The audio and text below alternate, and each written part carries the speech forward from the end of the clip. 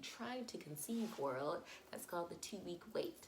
So during this time, we relocated from Greensboro to Charlotte. And then the 2 weeks were over and didn't take. So still wasn't pregnant. So this is where the story gets a little tricky. So in Greensboro, I had my doctor, but when I relocated to Charlotte, we sold our house, and we relocated to Charlotte. My doctor, Dr. Modi, had to refer me to one of her colleagues. It was still within the same network, still within the same state, still within the same hospital system. But for some reason, because I transferred from Greensboro to Charlotte, I was no longer her current patient. Understandable, but since it's in the same network, I didn't think it was going to be that big of a deal. I was wrong. So it is August 2018, and I contact Dr. Modi in order to get my prescription sent to me for Femara, sent to me to my pharmacy in Charlotte, and they say that they're going to contact my doctor in Charlotte so they can give me the prescription because I am no longer their patient in Greensboro. I am the patient in Charlotte. I'm like, okay. So then a day goes by, and now it's cycle day 2, and I don't have a prescription. I checked the pharmacy, I don't have a prescription. So now it's cycle day 3, and I don't have a prescription. So now I'm getting a little freaked out. So I contact the doctor's office in Charlotte, and they tell me that since I am a new patient and I haven't been seen yet, they can't write a prescription for me. Great. So I'm like, okay, well, how do I get a prescription? They're like, okay, we have to get you in for an office visit so you can talk to Dr. Y. I'm like, okay, well, when's your first available doctor's appointment? Because I need this time-sensitive medication. And so again, this is August. Their first appointment that they had to see me was December. So it took into December, I can't remember, I think 21st or something like that. In order to be seen, I was already past cycle day 3, so at that point I could not get my prescription, but they said before they can give me a prescription, they have to do their own set of tests on me. They wouldn't take my old doctor's test results, and so they did blood work and things like that, and I had to do a consultation with Dr. Y. So then we come back after New Year's, and I have a doctor's appointment, and Dr. Y isn't available. Dr. Messon is available. That's his colleague. Dr. Y is the mentor to Dr. Messon, and Dr. Messon, he does an internal ultrasound, and he's like, I think you have scar tissue. I think part of the reason why this isn't happening is that you have scar tissue from your surgery, because I had a really big cyst that was on my ovary back in 2003, and the surgeon removed it, and he says, I think you have scar tissue. From what I'm seeing, it looks like a scar tissue. So what I want to do is this laparoscopic, exploratory, whatever situation is. I can't remember what the surgery is called. But, so this is January. I get told that I have to have surgery. Surgery is scheduled for January 29th. They go in, and I do have scar tissue from when they removed the cyst that was on my ovary back in 2003. The cyst that was on my ovary back in 2003 was the size of a tangerine. It had actually made my ovary fall behind my uterus because it was that big. So they removed it, and they were supposed to put everything back in its place, you know, ovary over here, uterus in the center.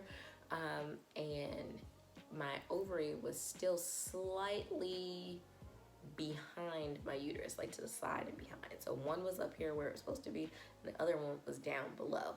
So what they did was they removed all the scar tissue, and they put my ovary back to where it could easily get to the fallopian tube if an egg was released, so that it can jump over, you know, the little fimbria will drag it over and bring it into the fallopian tube, so whatever sperm are in there can fertilize it. And then the doctor tells me, well, before the surgery, he told me that after the surgery, if there were scar tissue that had to be removed, that there was going to be a time period before we could try to get pregnant because everything had to heal and get back in its place. So that time period was 3 months. So I had surgery in January, and we had to wait until April of 2019 in order to start actively trying to get pregnant again. April comes, we try, didn't get pregnant. May comes, no. So April comes, we try, we didn't get pregnant. May comes, we have a doctor's appointment. He checks everything, makes sure everything is, fine and healing back where it's supposed to be so that we can get my prescription.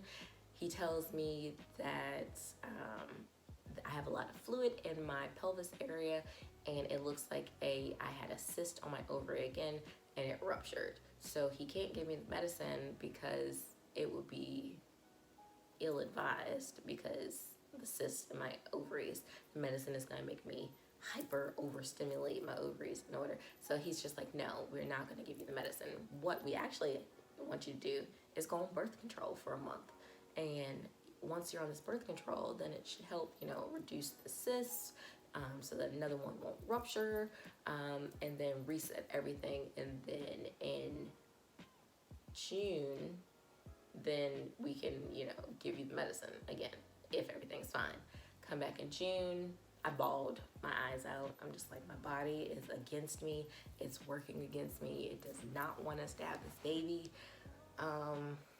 And Chris, he comes to all the doctor's appointments with me, so it's really cool. Like, we're a team trying to work this out. So come back the next month, no cysts, luckily, thank you God. And then he gives me the prescription, but at this point, I'm past cycle 3. So I have to wait until July to take the medicine. I take it in July. We do timed intercourse again, and didn't get pregnant. And then I'm just like, let's just take some time off because this is stressful, so I'm not going to do the medicine. We can still try to do everything that we're doing. Still doing the ovulation predictor kits, all that stuff. And then, so that brings us to this month, August 2019. We were going on vacation during our fertile week, and so I was like, okay, so it's gonna be like nice and relaxing, and we're going to New Orleans, we're gonna do lots of activities, and we are going to just like have fun, and no stress. So hopefully this is the month. So I was super hopeful, and Chris was like super hopeful too, and my cycle was today is Monday, the 17th, I think, or 18th. My cycle was supposed to start on Friday.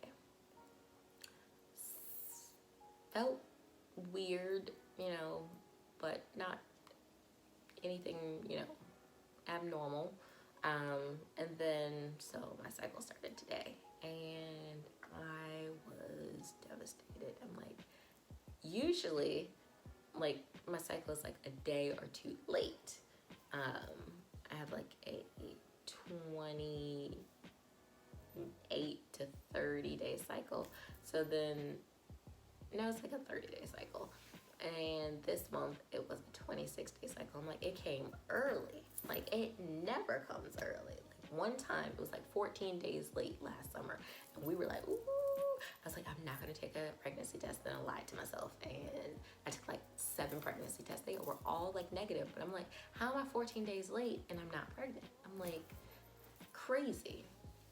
So it's usually always like right on time or a day or 2 late. So this month, for it to happen 4 days early, I'm just like feeling super defeated again. So don't know what to do. A couple of people have said to try acupuncture. I'm going to try these smoothies that have hemp and chia seed, flaxseed, and maca. This month, I'm gonna try to maybe exercise some, get some blood flowing to my uterus. So we'll see how that goes. So I don't know. what to do. Chris and I talked, and you know, we were talking about the potential for IVF when we went to the doctor back in July. No, it was June. When we went to the doctor in June, we got pricing for it, and neither one of our insurance pays for it.